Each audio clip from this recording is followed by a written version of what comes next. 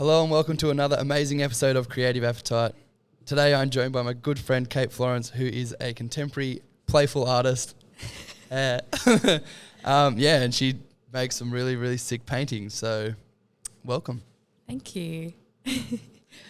I'm starting to get better at these intros. If you are an avid listener of the Creative Appetite podcast, you will know that I ruin all my intros somehow. I don't know how people plan them. Like, some people have like a spreadsheet and how they read them. I don't do that. And then improv. I just, yeah. It's like my life, just start to make it up on the fly. And it's got me this far already, so I'm doing okay. Yeah, nice. Well, you did good. Nailed it. So, I've been, your name has popped up a couple of times throughout this podcast. And just like speaking to friends, they're like, this person's a really amazing artist, blah, blah, blah. And then last night I was at Herbert Bar and I saw your John Ormus painting on the wall. I was like, oh my goodness. So I've been very excited to get you to come on and chat about your art. So like, I guess we'll start with the basic question. Like, when did you start painting? Painting, art in general has been a big part of my life.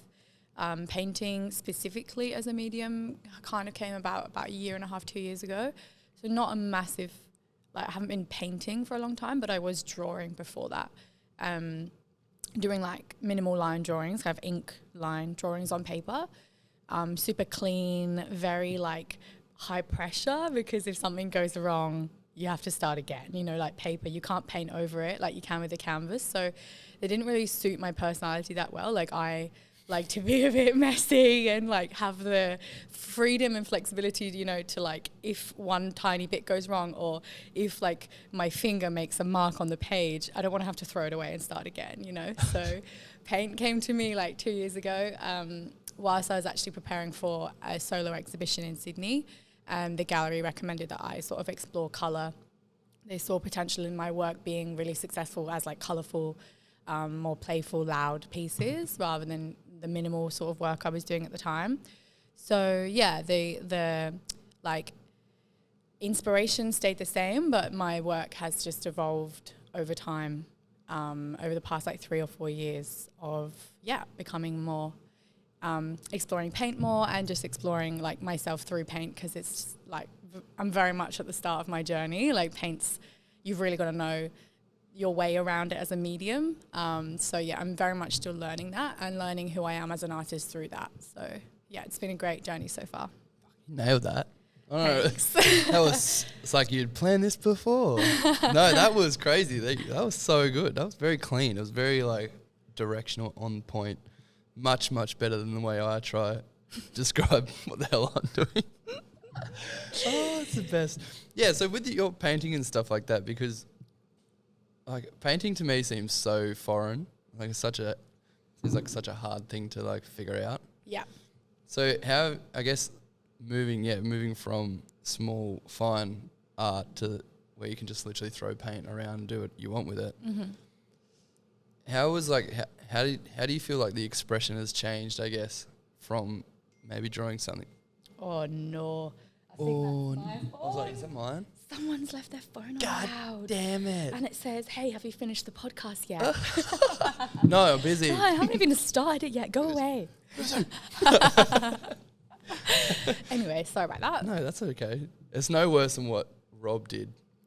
So a friend of mine, he's like a musician, travels Australia. Yeah. I had Mitch, another friend of mine, on the podcast, and Rob was staying at my house at the time. And he come down from a shower and he like opened up his phone and like the reels just started going like super loud, and you could hear it come through the mic. And we're both just sitting there like, what the? Did he know that was happening, or he was just oblivious? Yeah. Oh, yeah, he was like everything just like kind of stopped in time, and he's like froze, and then we just kind of like looked around, because you can't see anything when the lights are on. Like, oh, true. It's just some He was reels like, "I'm playing so in the background. sorry." Sorry, guys. Instagram. there's actually you'll see the funny video when it comes out soon. Okay. But whoever listens to this, I really get this muddled up. I should stop saying like things that have happened previously, because like all these episodes they always start getting confused. Anyway, Yeah, fair enough. Moving right on. What were we saying? We were Back to what I was questioning. Yeah. So with your fine art, how have you found that like the expression has changed from like doing something so precise to then having the full freedom to use colour and like really push like on a canvas kind of thing? Yeah, well, I think massively the expression has evolved through having the freedom. Like, as I said, like previously with doing really fine line work, it's very sort of structured, and that really suits some people's personalities. You know, like some people have a very clean, concise approach to creating. And I definitely don't have that, but I kind of went in this direction and loved it. And that's kind of what started getting some attraction for my art, was just selling these like really super minimal figurative drawings on paper. But there definitely was an element that was unexplored for me. Like I wanted to explore, you know, how it felt to just freely work onto a canvas and not have the sort of awareness that I could mess it up and have to start over again. And so I think that's like, when you work on canvas, there is no boundaries because there is no mistakes, because if you happen to do a bit you don't like, you can literally just paint over it. Or I remember when I was living in Byron, I had a friend who was an artist, and she kindly let me share her studio as I was preparing for this art show. And she used to have her friends over, and they would like drink wine and like all write on these canvases. Like it would be unstretched canvas, so just pinned up on a wall. And I remember being absolutely mind blown. I was like, what? Like, why are they ruining all this canvas? You know, they're drawing on it and they're like spilling wine on it and they're doing all this stuff. And then the next on the mushies, just yeah, just like exciting. Yeah, let's draw around each other and like, you know, and then painting on our faces. Yeah, fully. And I remember being so mind blown. Then the next week I would watch her paint over that, sometimes use some of it as part of the painting, and I was just like, you know, like you can use the history of what's happened on the canvas as something to create a new painting, or you can paint straight over it and do something fresh, you know, like the possibilities are endless, and their canvas is a fluid form, you know, like once it's stretched, it's a solid form. But if you work with it as a fabric, you can roll it up, you can walk on it, you can, you know, swim on it, whatever you want to do. I don't know why I said swim. Human body paint. Yeah, you just go for a swim. Oh God, I've definitely never swum on a canvas, but I have. It's coming. Yeah, that's to be continued. You watch me out on the surf on my piece of canvas.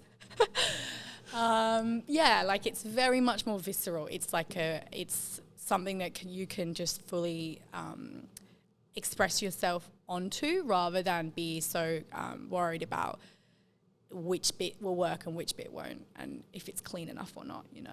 So yeah, it's such a, you just keep nailing these. You're so surprised? Good. No, I'm not like surprised. As in, it's nice when someone is so confident and can be like just flowing in their descriptions of things, where you just like the words that you were saying all are sitting nicely in the sentence, where it just makes me think about how I had to go to ask questions. I'm like, man, I'm such a numpty sometimes. Aww. Anyway, it's just funny. Also, that what comes with the art world is like being confident in talking about yourself. Yeah. I think that's what I was trying to. So I think that's like, it's something that I've got practiced. Used to doing over time. Not necessarily the exact same words, but yeah, like art school, you have to be confident in like breaking down a piece and talking about it into a group of people. And you know, it's been a few years of me like having to be okay with talking about my work, because you have to. Yeah, I just the only reason I mention this is because when I was like doing acting a little bit when I was a bit younger, I used to like run into all these like artsy actors, and they always used to do like that. They used to be very expressive, and they're like, la, la, la, la, and I'm just like I never really fit into that kind of mold, because I wasn't used to it. Like coming from a small country town, like being like people live in the city, they learn like, because they're surrounded by, they're very expressive about, especially when it comes to acting and stuff like that. They really like to break down the emotion. They'll give you like a whole 20-minute spiel just on like one facial expression. Like they really like it, which is funny. I just love it. It's so good. But yeah, it's just funny that like you forget sometimes when you're not surrounded by people that are doing that, when you get the opportunity to have a conversation with someone who's very well spoken like yourself, you're like, oh, this is like, it's nice to like see how someone expresses themselves. Yeah. Oh no, it's just different. Anyway, Yeah. scratch what I'm talking about. Oh, God. So what was like the first, I guess, like, because a lot of people in music, when they talk about, like when they write their songs and things like that, they're like, it's a release and whatever. Mm-hmm. Do you find that painting for yourself is kind of like a release and you use like certain emotions to get like a certain picture out on the canvas? Yeah, definitely.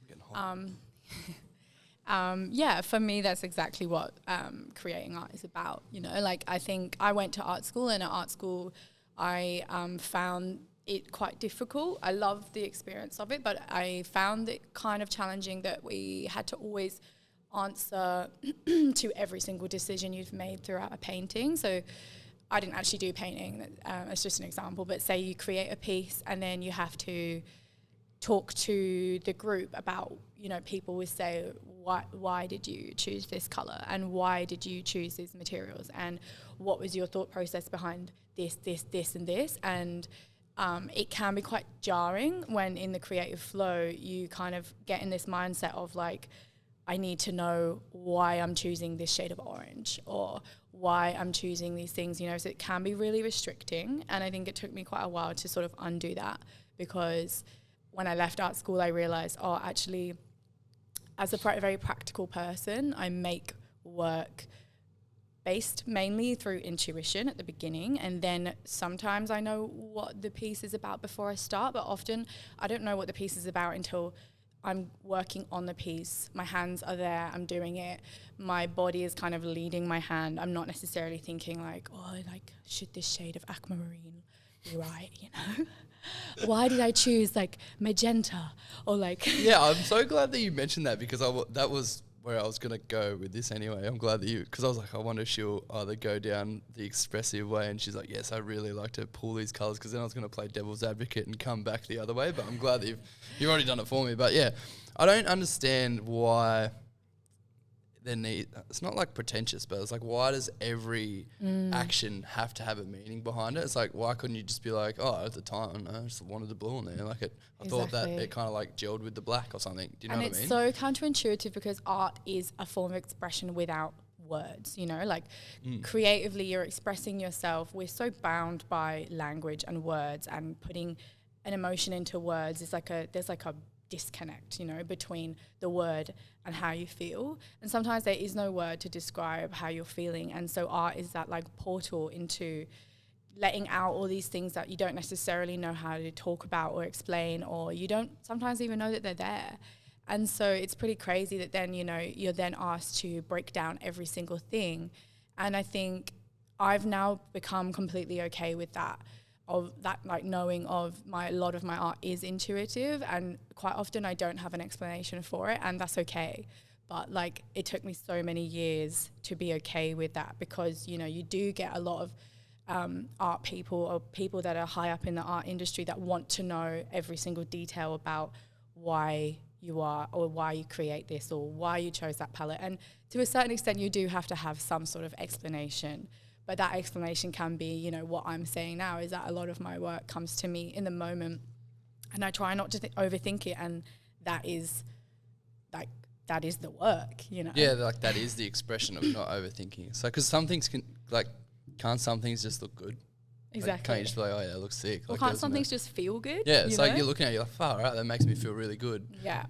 It doesn't have to have any more meaning after that. Like that, the feeling of having something make you feel good is enough. It's like you don't need to know that person who painted it if they were having a shit day.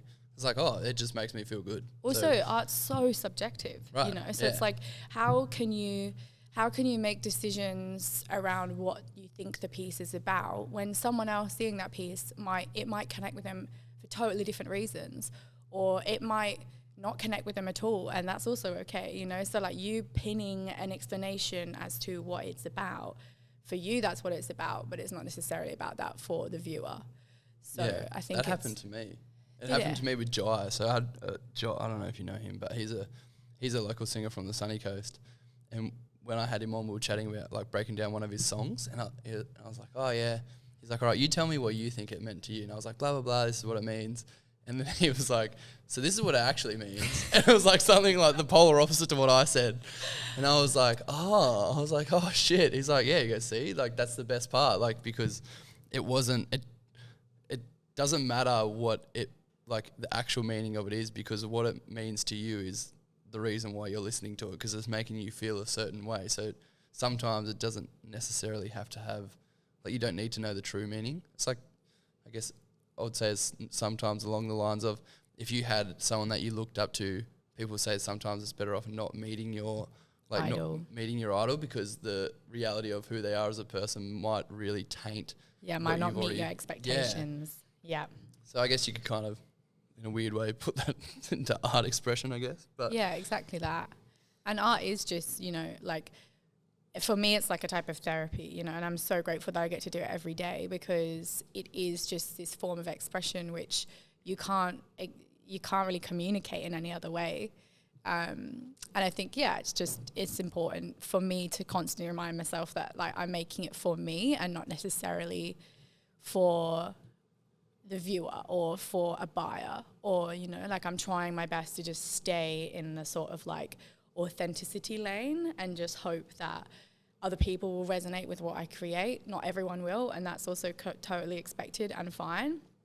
But yeah, I think it's easy to fall into the trap of making decisions around your art because of what you think will sell, or what you think will be successful to other people, or, you know, like what has sold in the past or whatever. But for me, that's been really like challenging to just completely work over that and just say, no, like, I'm going to create what makes me feel good, and hope that the energy within that work will resonate with the people that may want to buy it or may not want to buy it. But that's kind of like, that's out of my control, you know? yeah, it's something, you can only control what you paint. You can't really control how other people are going to perceive it, which is fine. Like, people will like it either way. It's like, not everyone loves every single song that an artist I don't know why I keep using artists as a bloody reference, but here we go. No, it's true. But it's true, like, not everyone loves every single song that comes out. So not everyone's going to love every single piece that you create. Exactly. And I think if you know that, then you're not disappointed. You don't have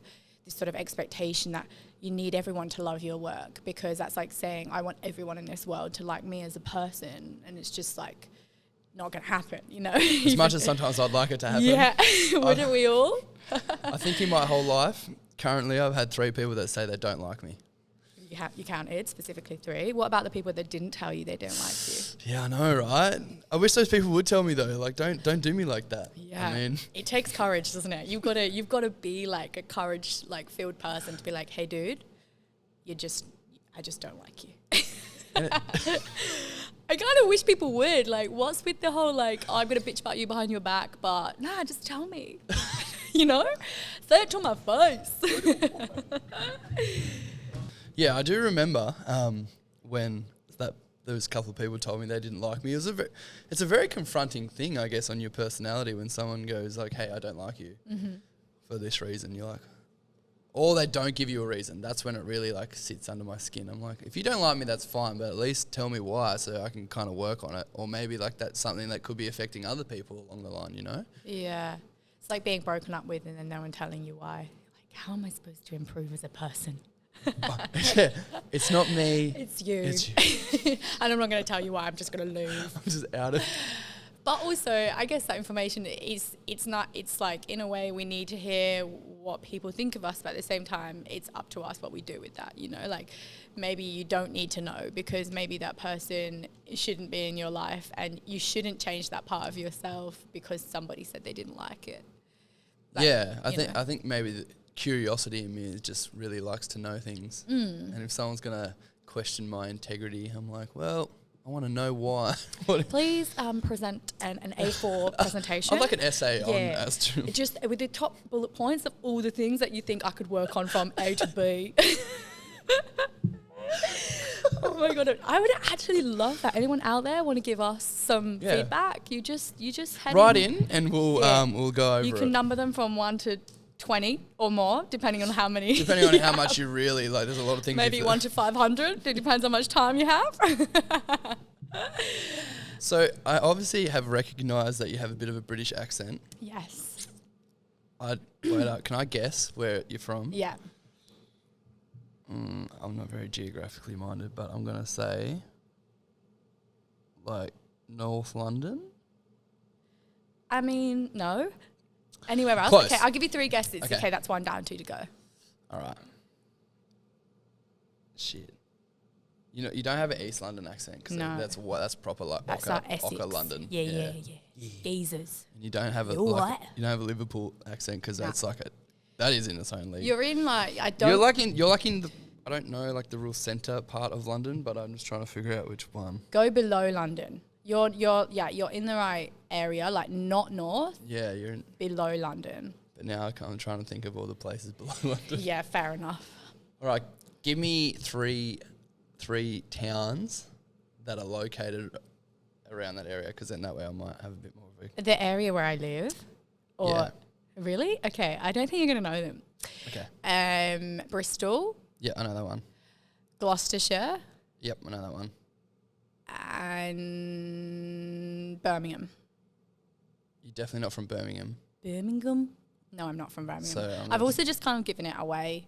I accidentally said one of them. I'm going to say the first one. Bristol? Yep. No. Anyway. I'm from Gloucestershire, so like southwest. It's Yep. very near the border of Wales, like maybe like half an hour from Bristol. But if you're from where I'm from, you should actually talk like that. Bit Really? farmer land. Yeah, Bristol. Bristol's got a right country accent, you know? But I don't have that. I feel like, what the hell is this podcast turning into?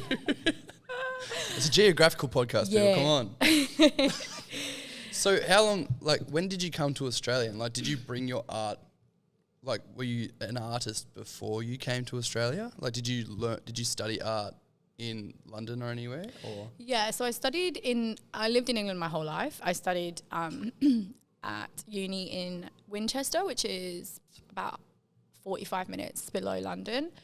And then I studied 1 year of that living in Milan, which I loved.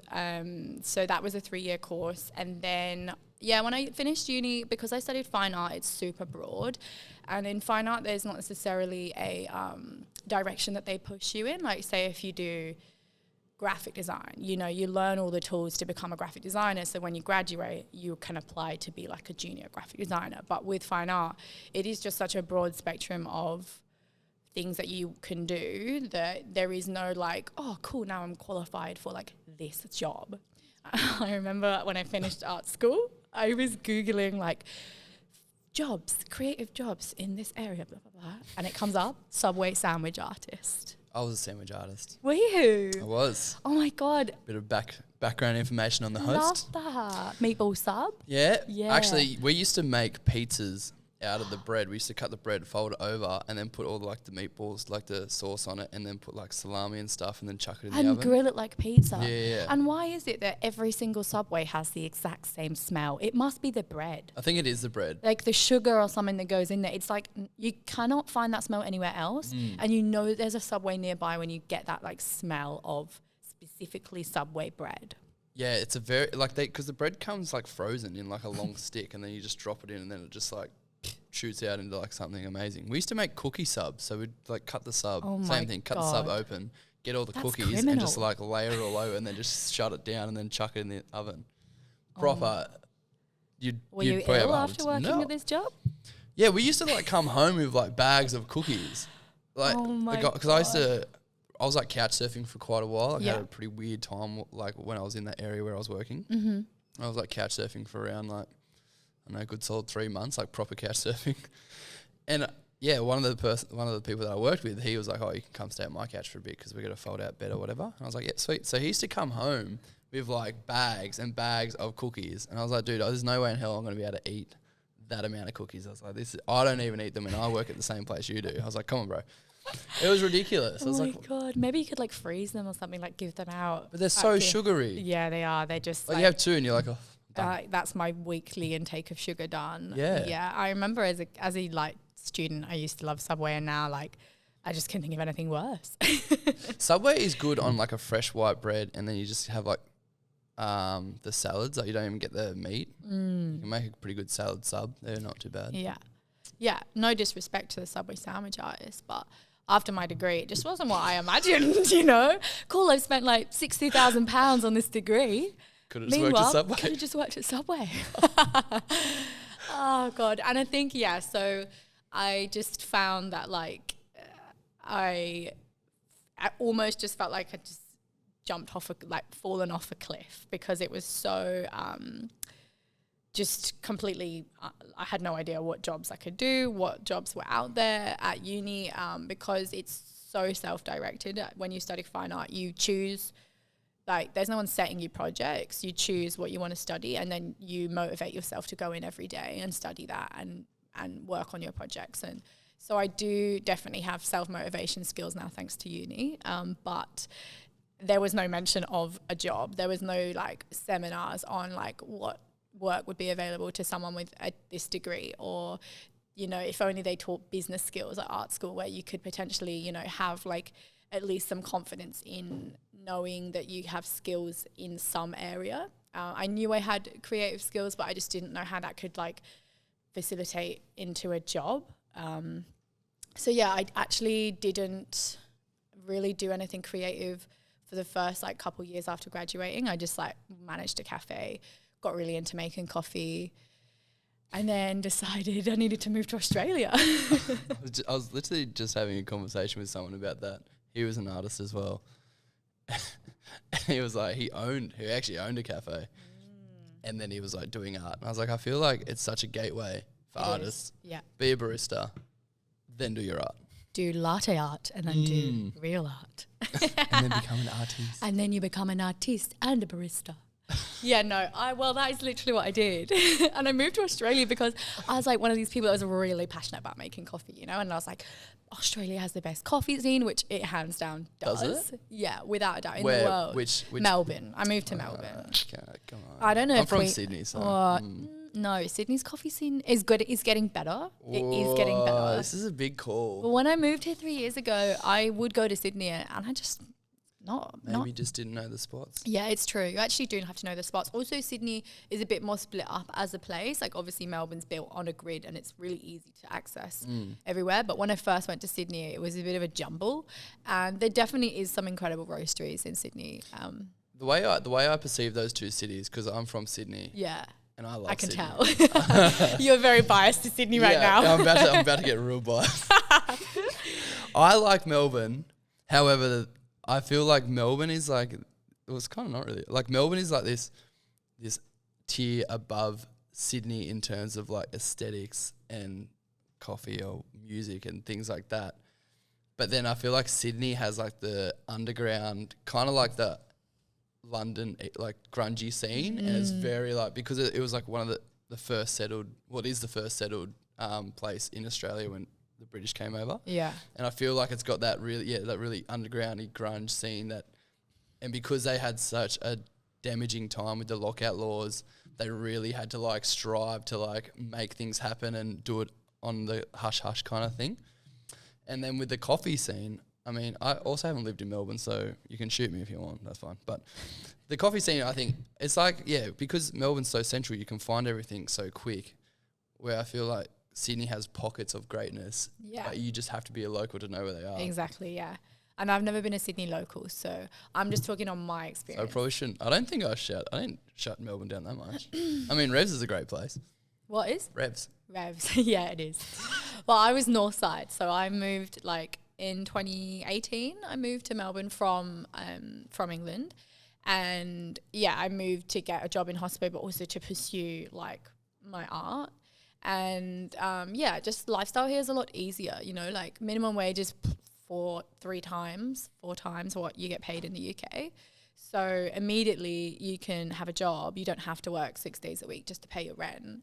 Like, the cost of rent at that point, I was living in share houses. I was, like, early 20s. Like, it was, you know. It's expensive I literally 2 days ago looked at renting in London, and it is insane. It's a joke, yeah.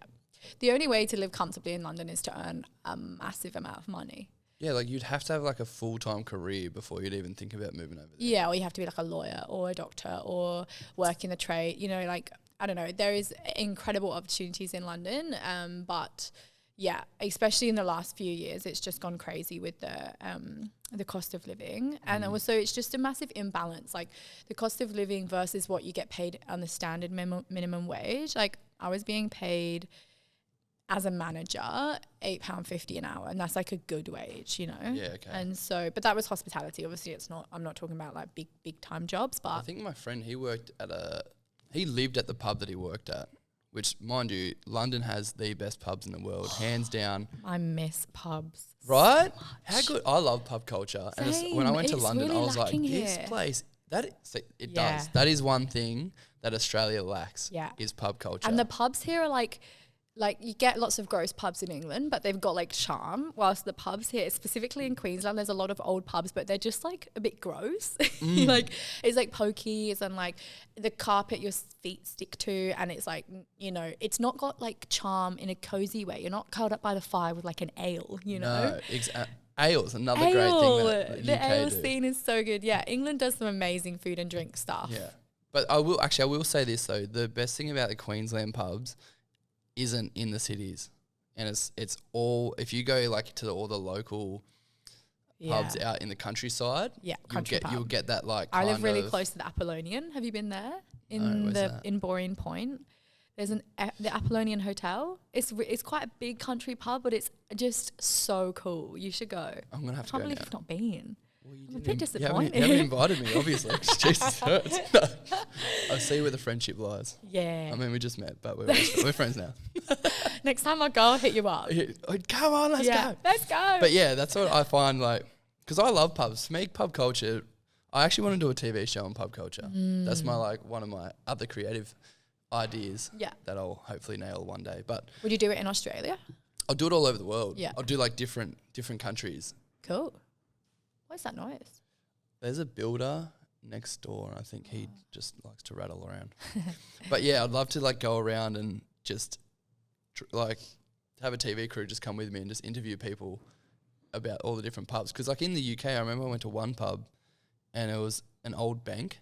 I don't know if have you been, you've lived in London and stuff? I haven't lived in London, but I've spent a lot of time there, I think it's called the Old Bank. But anyway, it's like a massive bank tower, like in the dead center of the pub, and then the bar wraps around the tower, and there's like so many like tables. Like it was just so cool. Yeah, and there's just so much history, and that is one thing that I definitely didn't appreciate about the UK until I moved to Australia.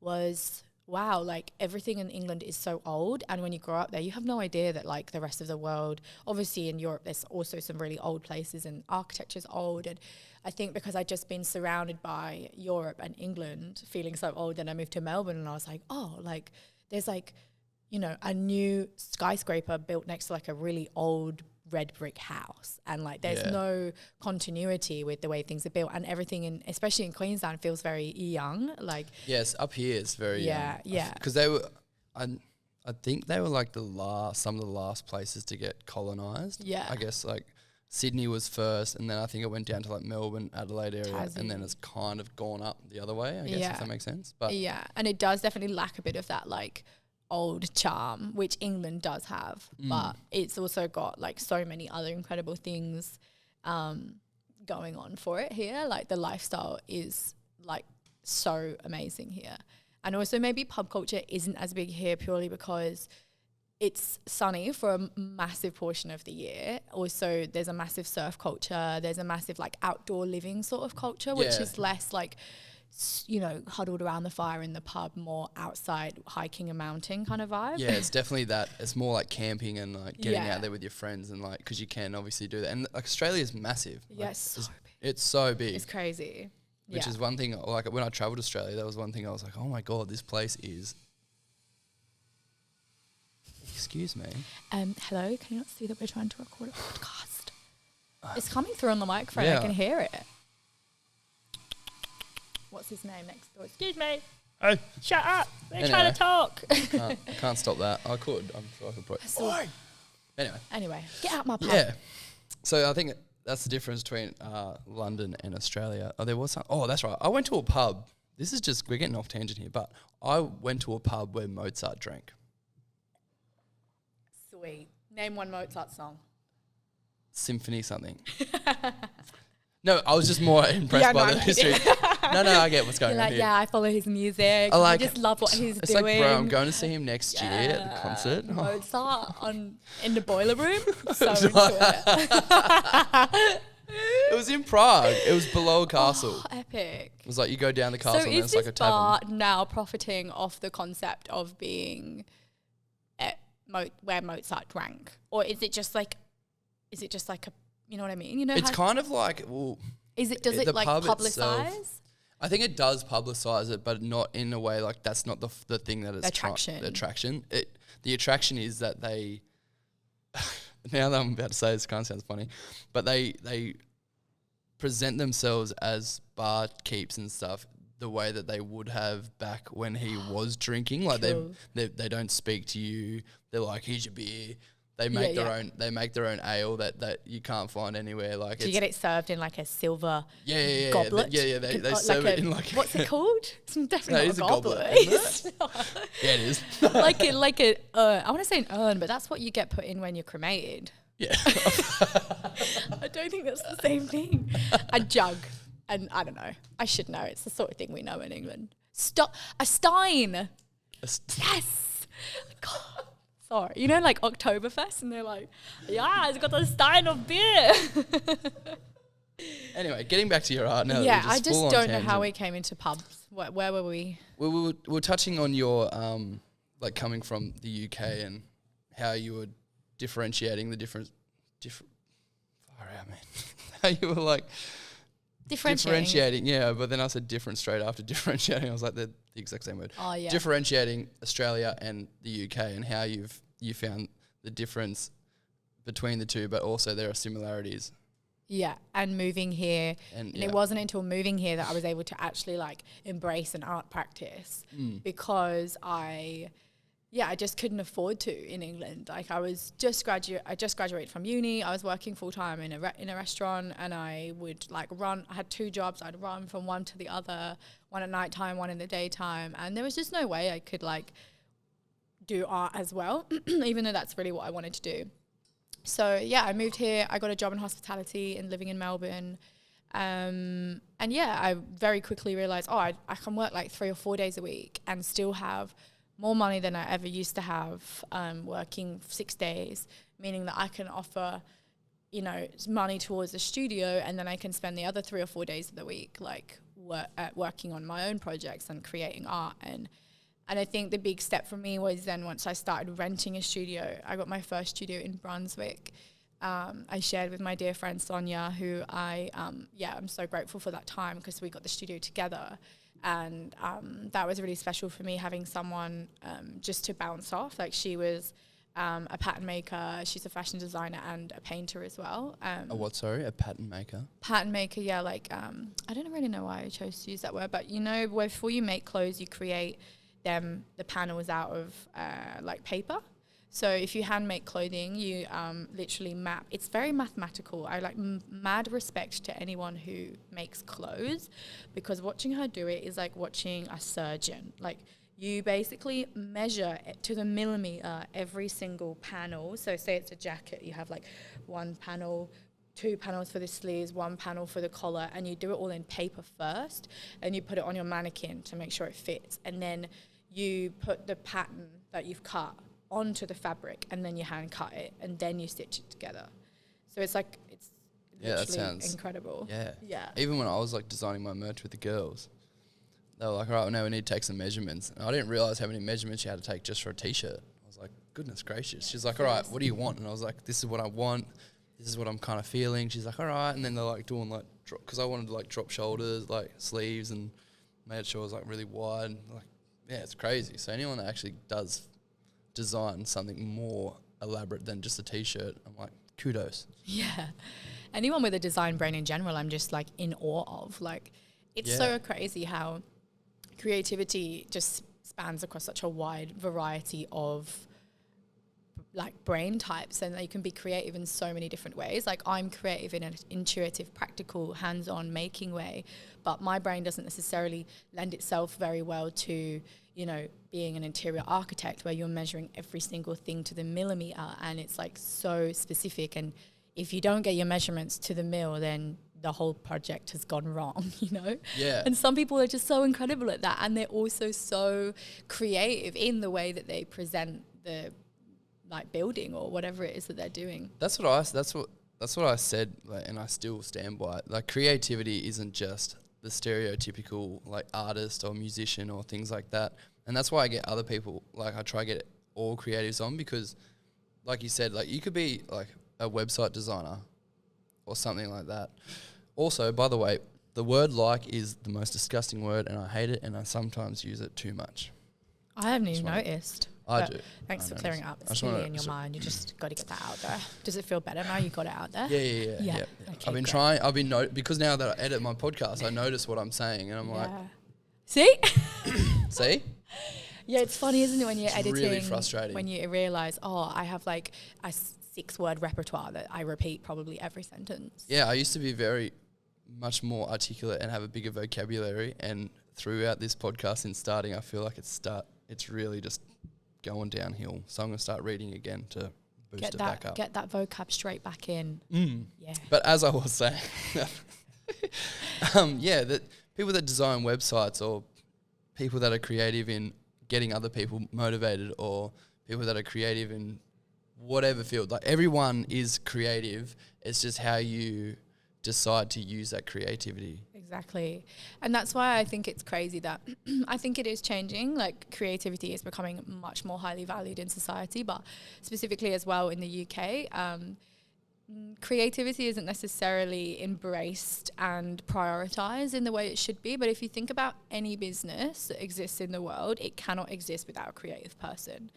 You cannot, run any building that's been built has had the use of a creative person, like an architect, or any packaging. You buy your food in the supermarket, there's a designer that's designed that packaging. And, like every single thing, every item of clothing you wear, every website you go on, every app on your phone, like it's all had a team of creative people behind it. And in something like COVID happens, the pandemic happens, the first thing that everyone does is to turn to creating, drawing, painting, making clay, doing these things. It's like, that's what we're born with, creativity. And then over the years, it's kind of stripped away from us. And at school, it's not necessarily, depending on what school you go to, it might not be seen as important as maths or, spelling or whatever.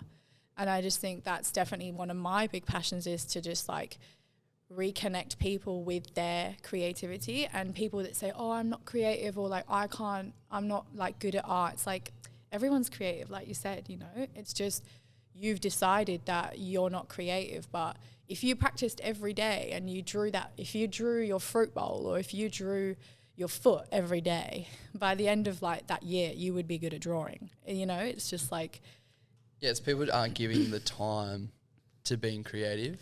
Or the belief. They don't believe that they're creative, so they believe they're not good at it. But you can do anything if you practice, And also, I think there's so much solace to be found in creating, in whatever way that might be. It might be making music. It might be just drawing without a purpose, not knowing what it's for, but you just love it, And I think a lot of people would feel a lot better internally if they actually did channel some sort of energy into creating stuff. Yeah, because it's very therapeutic if you're like, for me, doing this is very therapeutic, or me going surfing or something, like it's kind of meditating. But I found that if you have some type of creative outlet, even like you could even really get real nitty gritty and say people that are bodybuilders, it's creating something, because you're trying to create, and like you're trying to sculpt your body, or like do you know what I mean? Like, it doesn't have to necessarily be this big, elaborate creation. Like, it could be, you can find creativity in anything that you do. You just have to, I think the problem is with society at the moment, or just human nature in general, is that we stop saying positive words of like your own affirmations, going, you know what, I am enough, or I am, like, today is a very positive day, and I really want to go out and actually make some time for myself to do something creative, or I don't know, go dig a hole in the ground if that's what really, like, do you know what I mean? Exactly. Like, go back to being a child if that's how you are feeling. Stopping yourself from doing that. Like, just go do it, and then you will feel much better for it. Yeah, exactly. And sometimes you need that push. Like, I don't know if you've ever read The Artist's Way. It's a really incredible book that a lot of people have read. It's done really well. And it's basically, it's got all these like steps into it as to how to reconnect yourself with your creativity. And basically it gives you all these little tasks to do, like take yourself on a date, go somewhere and do something fun for yourself, but do it with yourself, just you know, or like write down all these affirmations. And it's kind of like a journey to reconnecting yourself to your creative side, which is buried deep in there. You know, like all kids are creative. When you watch children, they're just so free and they're so sort of untainted by the world, and it's so inspiring. They draw what they want. They're not thinking, oh, like I don't want anyone to see this drawing because that doesn't really look like a dog. That looks like, I don't know, you know, there's no judgment. They're not judging what they're doing. But I feel like as adults, as you get older, because of the school system and the world we live in, we're just taught to judge ourselves and compare ourselves. And it's disgusting. It's crazy. And so it just strips away all the freedom and fun. And I think it's so important to just let go of that and be like, cool, yeah, I'm going to go dig a hole, or I'm going to, you know, take myself on a date, I'm going to go for a walk, or I'm just not going to judge the outcome. I'm going to draw this picture and then I'm going to throw it in the bin. Like, the outcome doesn't matter. It's the process that matters. And I think like it's so important to like really hammer that home. And sometimes you need to do that to yourself as well. Like, yeah, definitely. Yeah. Even like last night, I put up these 2 poems that I wrote a while back. I'm finding a lot of enjoyment out of writing poems because you get to do wordplay and just like really try, and it makes your brain really think about what you're about to write. Yeah. And I remember I messaged my friend and I was like, dude, I'm so nervous to put these up. He's like, just do it. He's like, what? He goes, what's going to happen? Nothing. I was like, yeah, you're right. And then I put it up and I was like, huh, cool. Creative. Like, yeah. Because I think society is just making people be so scared of judgment because people are mean and they're cruel and they shouldn't, like, I think when it comes to social media, people are just so paranoid that they have to set this image of their life and how they're really having a great time. Like, I'm not saying get on there and just pull out all your traumas and really like bombard people with some really heavy stuff. Like, I think there's a time and place for that as well, but you shouldn't be afraid to put up anything, like something creative that you're like, oh, I'm proud of it. Who cares? Like, because you never know who's going to see it. Exactly. And I think it's just about being truthful. Like, and I think that's, social media has so many important, like, it offers so much to everyday life that we have that we never used to have. And obviously for like me as an artist, social media has been amazing. And it's a tool for businesses and for marketing and for lots of companies and people. It's definitely got a lot of plus sides, but I definitely do think that like the downside to social media is a lot of people are curating their perfect life. And so you go on there, you see all these people living what looks like the perfect life, or, you know, creating the perfect artwork or having the perfect body. And actually, like, that's not necessarily true. It's just what you have, what they're letting you perceive as true. And I just think, like, it's just so important to be honest with yourself. And also you can connect with people a lot more when you're just truthful and you're not trying to present yourself in this way which is perfect, or this way which, you know, isn't necessarily authentic. It's just you being too afraid to not show every area of yourself, you know? Like, I think the people that I connect with most in life are the people where we can just say something which would otherwise be embarrassing, but it's not, because you're just being human, you know? Yeah. And I think definitely. that's so important. So how have you found coming from Melbourne, because Melbourne's sick, no, joking. Coming from Melbourne to then like moving onto the Sunshine Coast, and you just opened up a studio, is that right? Yeah, so I moved here a year ago. It's probably just gone past a year just now. It was a big shift, but I actually did live in Byron between moving from Melbourne to here. So I had the nice like, what?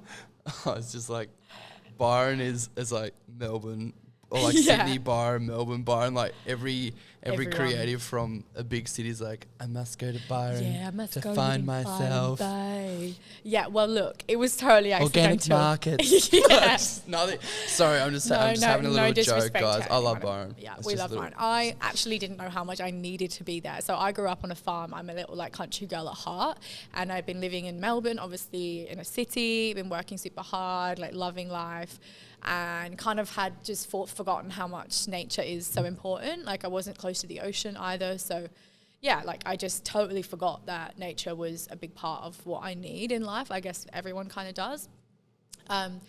So I found myself just kind of accidentally stranded in Byron due to COVID. So I had to just do my best to sort of figure out what I was going to do. So I ended up living there for about 9 months, which I loved. And then it wasn't necessarily the best place to run a business because it's still very much a rural town. And I needed space and I needed careers and I just needed like a better foundation to run like an art studio from. So then I moved up here and it kind of had the best of both worlds. Like you have the nature, you have ocean, you have like the incredible scenery, but you also have like, it's very well connected to all the things that you need to, you know, like we have a studio in the industrial estate. So we have like Bunnings right nearby. I have all the like art shops, all the places where I buy all my materials super close. So yeah, it's like the perfect sort of landing place between where I have been previously. We're in a big industrial shed space. It's not my space. I didn't open it. It's we have a creative studio next door, Ebb and Flow Studio. Shout out. Shout out. Shout out, girls. So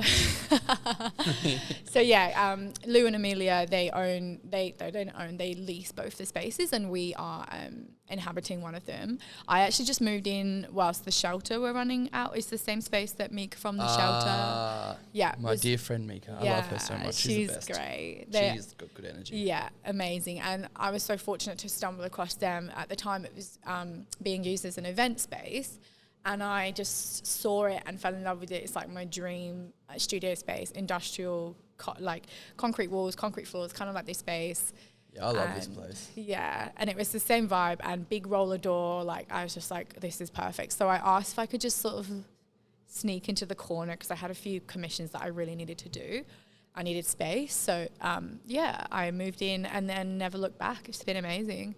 Slowly, like things have shifted a lot. Like the space is no longer used for events. It's now actually just art studios. I had two other painters move in with me, which has been amazing. Rosie Woods, who's also from the UK, she's a street artist and now studio painter as well. And then Holly Terry, she has come up from Melbourne. I knew of her work in Melbourne, but yeah, she and I found ourselves here at the same time. So yeah, it's really, really special having a studio with 3 of us, like all emerging young painters. And that for me has been a catalyst into like the next level of my practice. Like just having people there that you appreciate their opinion, you respect what their feedback will be. It's kind of like that same vibe as art school where you critique stuff, you know, you stand together, you discuss colours, what you think works, what doesn't.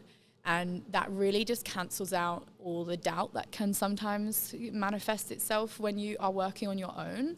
I think sometimes it can be really lonely being an artist because you're just living inside your own head, potentially living and working on your own. It's good up to a point, but I do think like human connection is very much needed. And then discussion with other creatives just cancels out any sort of doubts or fears that might creep in much more if you didn't have that. So yeah, I feel super lucky to have those girls and we just have such a special workspace. Like it's all very open, which suits us all really well. And a lot of people can't necessarily work in such a public space, but we have lots of people walking past as well. So yeah, it's just a perfect space. Big vibes. Big vibes. You have to come say hi. Yeah, I'm going to move into this space, I think. I'm just going to put a bed up. I'm very fortunate enough that the girls will let me use this spot. But I can kind of like resonate, I guess, with the lonely sense of like being a creative, especially in this kind of field. Like it's just me. Yeah. And then obviously the guests that come on. But behind the scenes is there are a couple of people that do help, like kind of help me out with a bit of advice and things like that. But ultimately, I am on my own. Yeah. So it is kind of I can kind of like, I guess, sympathise with I know those feels. So I could only imagine how much more inspired and how much, I guess, better your work is probably being produced now that you do have other people around you. Yeah, definitely. Like, I don't know if you could even definitely couldn't run another podcast right next to this one. That'd be a bit weird. Maybe we'll have double conversations or something. I don't know. No, but this space would inhabit like many creatives, you know, like it doesn't have to necessarily be a podcaster. But yeah, I do think it's really important. And then sometimes you don't necessarily realize that there's like a lonely element that sort of can creep in when you're creative. Quite a lot of creatives do like working in a more isolated environment because some artwork is very insular and very sensitive, and you know, lots of people approach art in a sort of different way. And specifically with painting, it can be very personal. So that sort of environment doesn't necessarily suit everyone, but I do think it's quite easy sometimes to forget how important it is. Like, for example, I worked in the space when I first moved in for like 3 or 4 months without anyone else painting in there. Like there's some people, like Mika would come in upstairs and that was great, and there would be like people upstairs working on the computers but no one downstairs to like discuss stuff with. And then when the girls moved in, I thought, oh my God, like this has made so much difference. I can't actually believe that I worked here for so long without anyone. And then like I'll have one day now where they're not there and I'm like, where are my friends? Come back. Guys, are you coming in today? I miss you. We're all the same as well. Like it's just so funny how you just get so used to having that environment, and I just feel so lucky, you know, like they're my friends, they're also my work colleagues, we support each other, and I'm like, this is my life. Like I get to do this every day, be in this fucking cool space. Ooh, sorry, I don't know if we can swear. This is a Christian podcast. Sorry. No, the amount of F-bombs Blasphemy that got dropped the other night, oh my goodness. Oh, goodness, I was like, me. ooh, this is a bit spicy. You got to keep the volume down, guys. Yeah. I feel like swearing is a good way to express how you were feeling. Great. Well, yeah, I fucking love it. Yeah, so, and the girls next door are amazing too. They has a photography studio and a graphic design and web design studio. So together we're just like have sort of both elements, you know, like they really help us with the digital stuff and the photography, which is amazing. And then we have the like messy paint side, and we're shuffling around like barefoot or like just being little gremlins, and it's just very entertaining. I feel, this is my own personal opinion, again, I feel like Noosa is like Byron on steroids. Do you?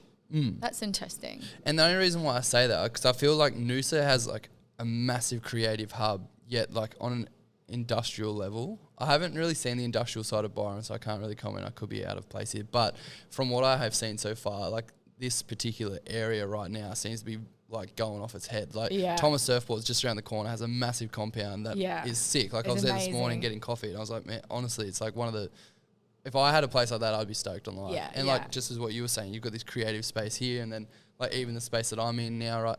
Like it just seems to be like all this shit just happening, and I'm like, it's, and like as you were saying before, like moving from like Byron being a small kind of like rural town to here where it's like everything is just right there, but you still get the same, it seems like you still get the same sense of community with like you get the organic market. I don't know why organic markets seem a bit... Organic markets, I've got to get my fresh vegetables. I don't know why that was like, that's my point of reference, all right? Fishing, I've got to catch my fish. Yeah, but like the image, I guess, what you would think of like Byron, like the surf culture, the hippie kind of lifestyle, for lack of a better word.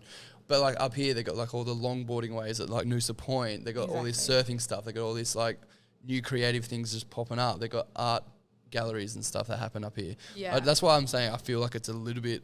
It's just a lot. Like there's shit just going on here in terms of like on a larger scale, because it is a larger area than Byron. Yeah, definitely. And I think that like it's a lot of creatives are starting to gravitate towards this area because you're getting much more of a relaxed lifestyle whilst also still being in the mainstream. Yeah, I guess, if that makes sense. Yeah, and I think that is also where for me there was actually a massive shift in my practice when I I loved living in Melbourne and I still love Melbourne, but I noticed a massive difference in my artwork when I left Melbourne and did start living in Byron. It was more rural. I was swimming every day in the ocean. It was sunny for a massive amount more time than it was in Melbourne. I think I was just having a lot more. I was working hard as well, but I just had a much more relaxed lifestyle, and I think I was connecting back with those things that I'd kind of forgotten that I needed. And therefore my practice became a lot more colourful, and I was absorbing all of the sort of nutrients, it felt like, around me, you know, like your feet are in the sand, you're swimming in the ocean, you're walking in the rainforest, you're outside all the time. Like my mood just changed. Like you're not sort of feeling like you have to rush around all the time, and you're not drinking 6 coffees a day, and you're not in amongst all this traffic, and like there's a lot of sensory overload that can actually drain your creativity quite a lot, I think, in a city. But yet a city has incredible opportunities as a creative. So it really did take me a long time to sort of be okay with creating artwork, living in a more rural place, knowing that the opportunities weren't as available there than they were in a city. But for me, I became okay with the fact that the quality of my work shifted massively because of where I was. So I just sort of decided to roll with that, like, especially coming from like a kind of nature background, like loving living out in the sticks. In England, we live on a property. Like I grew up with animals, riding horses, like having pigs, like having all this kind of stuff. Moo cows. Shout out to Glenda, my pig from 2008. One true. One true love. I used to feed her trifle and like rub her belly and shit. Trifle. That's so English. Oh, that was. Dude, would you like a bit of trifle, Would you like a bit of trifle and jelly there, I darling? made you some porridge.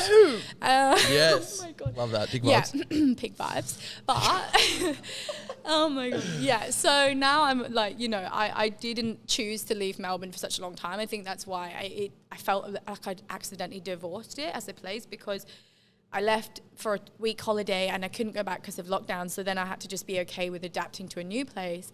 But I think in doing that, I've really realized how adaptive I am as a person, and how all humans are, you know, very adaptable to every environment you kind of get yourself thrown into. And then I think because I saw the shift in my work, I decided to just understand that I can still, you know, like I'm about to have an exhibition in Melbourne, like I can still have my work go to the city, but I don't have to necessarily be living amongst it for it to still thrive in those areas. And that took me a very long time to figure out.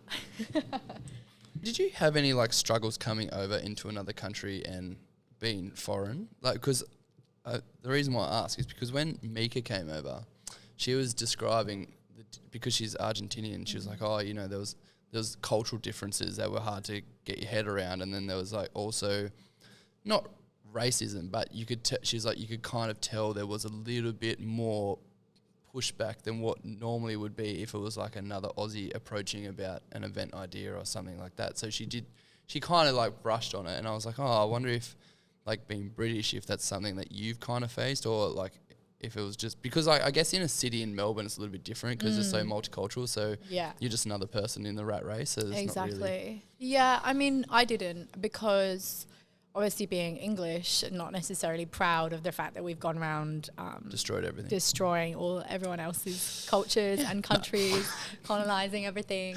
So what? It's not your fault. No, but like I don't think that people are sort of people's response to me being British is different because of that. Not necessarily, I'm not saying that they don't like me because I'm British. It's just that there isn't that divide between like, oh, I come from England, but it does, you know, I'm not going to talk to an Australian and they're going to treat me differently because I'm from England. Whereas I think potentially if I was from somewhere like Argentina or from any other country, there is a much wider chance that somebody isn't going to be as sort of accepting. Maybe you have a strong accent and that is something that they're not like used to, or, you know, there's just a lot more. Also culturally, there is so many more differences between other cultures compared to English culture and Australian culture. Like they're pretty much the same, except for here you guys, use a lot more slang.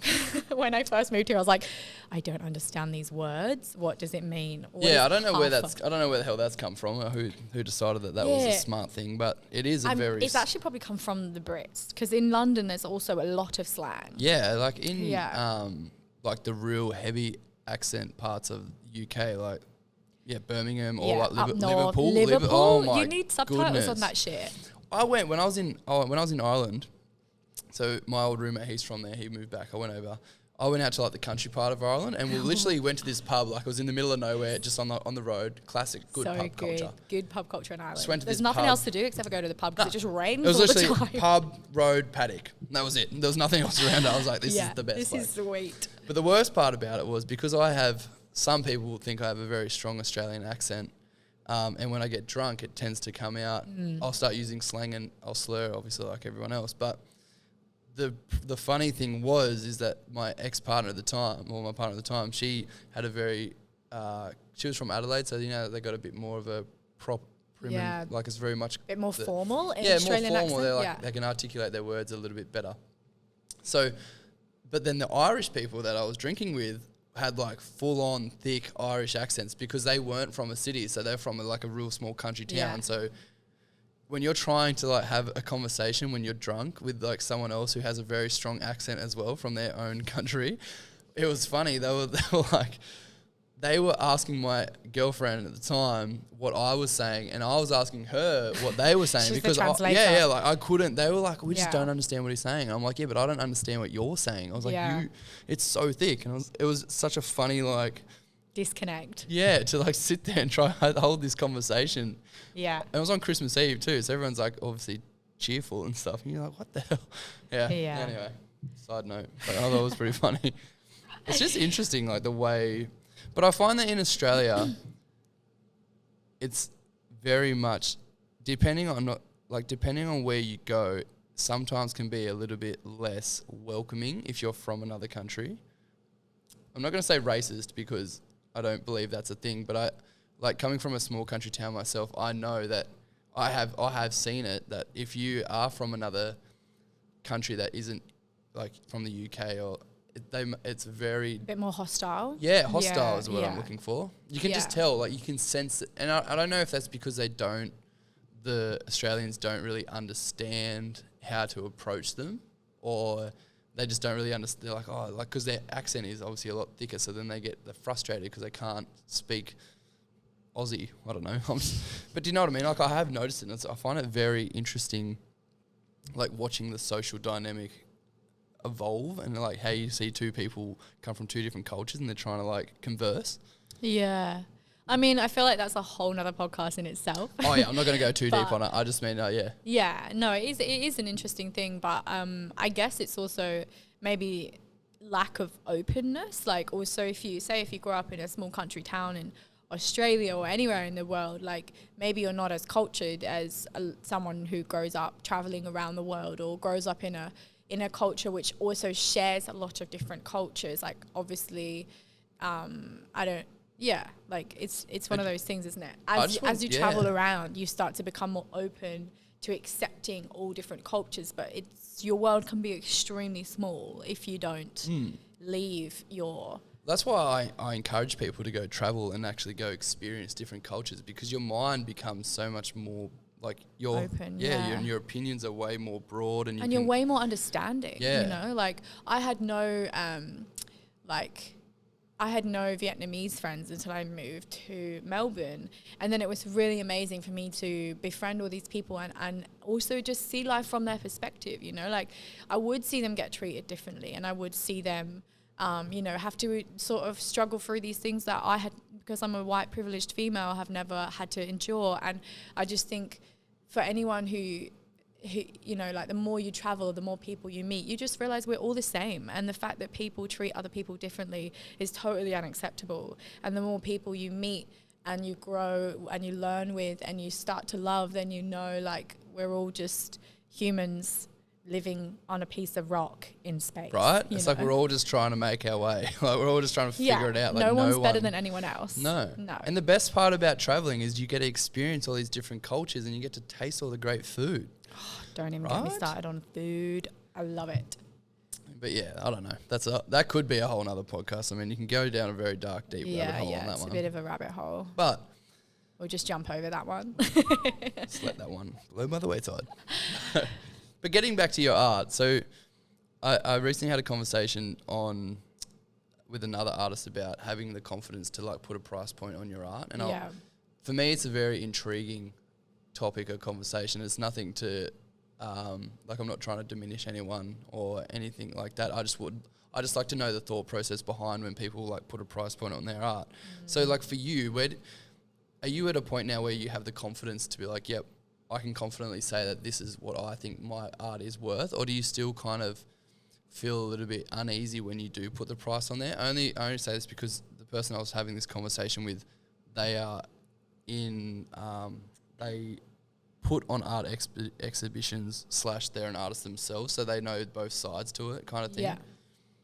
So I think for me it's been a real big journey, a journey that I'm still on, but I used to struggle massively with pricing my work just because I think when you're starting out, you're in this position where you're spending money on materials and you want the work to go to homes. You want it to be hanging in someone's house so it can be seen by, 500 other people. Or as soon as your work starts getting out into the world, your audience automatically just becomes a lot bigger. So for me, I found it difficult I think for a while I undercharged just because I was happy that people wanted to buy my work, and it was a real nice feeling, and it's very motivating when even if I used to sell drawings for like $150 or more, depending on the size, but even that, the idea that someone would like to exchange money for that something that I created at that point in my life, I was so happy that was even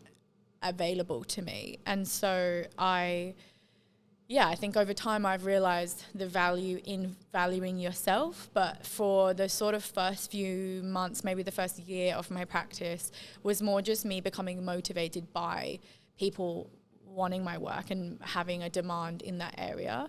So that kind of like propelled me into realizing that there was somehow a market for what I was creating.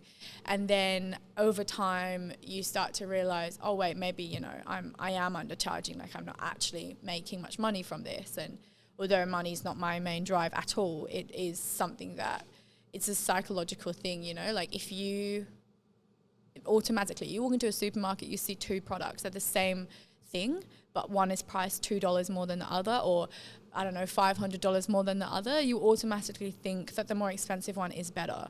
The cheap one must be worse quality. So there is this sort of there's a whole umbrella of worlds that go on. Yeah, it's like a whole psychological thing. Yeah. I was having this discussion with the girls. Mum and Elle, shout out, love you. And Nikki, also love you too. But I was having this discussion actually with Nikki, and we were talking about how high-end fashion, how they get their price point, even though it's been made by a lot of the same factories. Exactly. On slave labour and stuff like that. And then she told me of this experiment that I don't know who it was, they came up and they bought a bunch of shoes from, I think it was like Lowe's, or it was like some shitty, like a $20 pair of shoes. Yeah. And they hyped it up. They created this whole entire ad campaign and like marketing strategy and branding, and it was saying like it's this, that, whatever. And people were like, oh my God, this is such amazing quality and rah, rah, rah. Like all based off a psychological marketing strategy. And then in the end, they were like, oh, this is actually from just over there, priceless, or whatever the hell the place is called. And they're like, what? Yeah. Like, oh man, I was like, it's so, like there's so much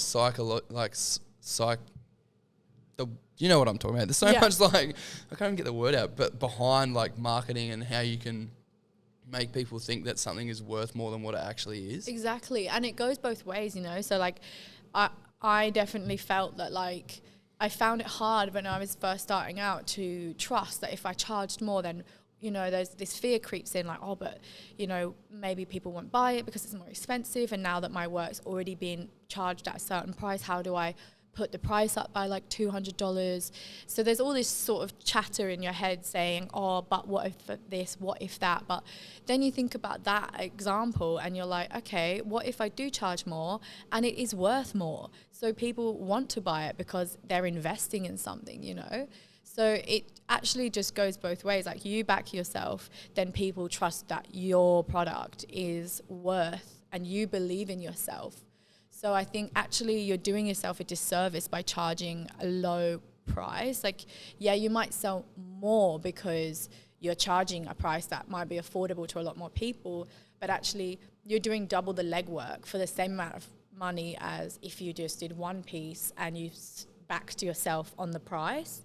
So now 3 years on, I've definitely become okay with charging what I charge for my work. Definitely I wobble from time to time, and sometimes the chatter can come back, say if you price a few pieces of work and they don't sell, maybe the first point of sort of insecurity becomes, oh, they must be too much, or like people don't want to spend that kind of money on my work. But there's so many reasons why someone doesn't buy something, you know, so that definitely can come in, but I've just sort of trained my brain to just push that away and just say, no, like back myself, trust that the right people will buy the work, whether they, you know, because they like it, regardless of if it's $500 more than what you used to charge, or, you know, like you're giving your product value, and in undercharging, you're actually devaluing the whole craft itself. Like I recently had a chat with one of my friends in Sydney, and she's charging like what I think is far too less for her work. And I just think there's such a big conversation to have around like, if you undercharge, you're then putting that whole medium in a bracket of like, this is what it's worth, you know, like say if I'm selling a painting for $3,000 or $4,000, someone else is selling a painting for the exact same size for $500, it kind of decreases the value of the craft, you know, same in any sort of creative thing, or sure, even a non-creative thing, you know. Shout out to Ali. Do more painting. She's a great painter. Yeah. She's crazy. Very neat. I'm very impressive. That's exactly what I couldn't, like, my brain doesn't do. Yeah, she put on a projector and then she traced it. So good. And then she filled it all in. So neat. She's crazy. Very graphic. Yeah. You should see it painting at home that she painted. She should be painting. Anyway, off topic. But what was I going to say? Oh, yeah, there's having like truth and conviction. Like I feel like that reverberates across your social media and things like that. Like putting a price point on something that you think holds, like should be like, in my head there's this weird, like, not to get real spiritual, but like there's this like energy that comes with being confident within yourself, and you can see it from a bystander. Like for me, looking on your website and stuff, you can obviously tell that you're very confident with your product, and putting that price point on there, people would see that because they can feel that kind of energy coming across through your social media or whatever, or maybe if they meet you in person. Yeah. So there's definitely something to be said about having like truth and conviction on being confident with like your price point, because I feel like once you get over that hurdle of putting that price on there, it kind of shifts the whole project. You then go from someone who is maybe a little bit insecure and still kind of trying to find their feet, to then going, no, I'm an established artist and my work should be at this value, and I am confident and I'm not going to back down from that for anyone, if that makes sense. Yeah, no, it makes perfect sense. And like also, that adjustment, like maybe you're getting instant gratification when you are undercharging your work because you might sell a lot of that. But that feeling, it is motivating. And then maybe when you do up your prices, or you reach a different sort of market, and maybe that does cancel out a whole group of people who may not be able to afford your work. So you have to be sort of open to the concept of like, I'm up leveling the price, therefore the market may be shifting. So I have to be okay with maybe selling like less work, but pricing and valuing myself to a market of people that do like the work I'm creating. And you as an artist, you're just supporting the idea of like, you're not necessarily like doing it for quick money, you're doing it for the long run, and I think that's really important. And it can be hard. It can be really hard. Like sometimes, you can go 2 months without making money. So it's like you have to just be really self-believing and trust that the right people will see your work. Like you really have to I constantly am working on my relationship with money, and I think if you hold your hand tight, money, like if you try and hold on to everything, like money doesn't come in very easily. And if you are like resentful about it leaving, you also are sort of having this like attached approach to money. Whilst I think if you, which is I'm training my brain to at the moment, and my partner's really helping me too, like money comes easily and effortlessly, you know, like just sort of switch your talk around money. We're obviously not taught about money at school, and I think that's really a shame because it's ridiculous. So much to learn in that kind of field. But, you know, it's so much fear around money. And so I'm training myself to believe like money is something that is just always going to be coming and going effortlessly, and that's just how it is. And because of that, it sort of changed my whole relationship to, looking at my art. I don't post a piece on my website and stare at it until it sells every day. You know, I just, like I think if you have this attached approach, you know, you sort of put all this pressure, and that's when the universe isn't going to help you out. But I think if you trust, okay, I'm just going to post this, I'm not going to like stare at it every day until it sells or like keep pushing it. I'm just going to trust that if it's in a week, if it's in a month, if it's in 6 months, it will sell to the right person. So yeah, I just think that's my approach anyway. Obviously everyone's circumstances are different, but money is a real tough one. It is. But on that note, I feel like you brought that home beautifully. But there's two things we like to do before we get out of here. Yeah. My new friend, good friend, new friend. You get a shout out a local legend who you think should come on the podcast. And then I really need to get this second question better because I always muck it up and then the guest always gets confused with what I'm trying to say. So you get to give some advice, maybe you've heard the advice yourself, to someone out there in the universe, maybe listening to this, maybe feeling a little bit down in the dumps and just needs a bit of a kick in the ass to get themselves going again. So something that someone may have told you and you would like to share that piece of advice. Does that make sense? Yeah. I think I nailed that better than what I normally do. Best piece of advice. I think for me what comes to mind is just keep going, you know, hold on to the boat. Like anyone can do anything if you just keep going. Like for me that's something that my mum sort of like told me when I was younger, and it's really stuck with me. And I think the difference between like becoming successful and flaking is literally you just give up, you know. So you can achieve anything you want if you just keep going. Perfect. And now you get a shout out a local legend who you think should come on the show. Shout out to a local legend. Oh my gosh, I don't know. That's hard.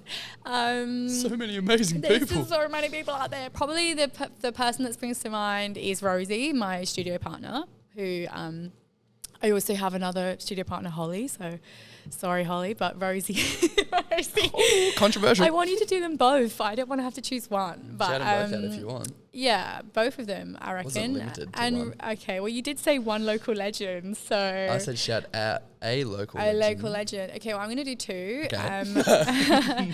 Yeah, Rosie's got a really incredible story, and her she's been on the street art scene in London for the last 9 years.